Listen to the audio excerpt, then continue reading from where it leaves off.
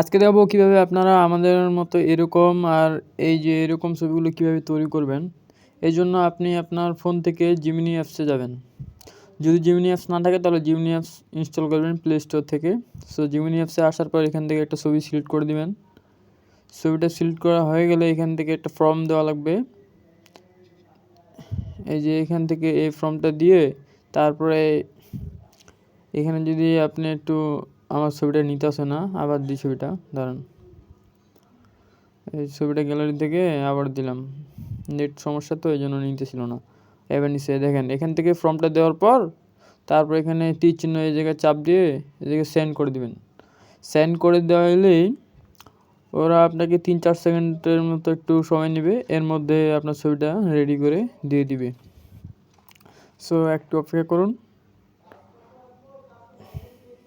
এই দেখেন হয়ে গেছে ছবিটা, কত সুন্দর একটা ছবি।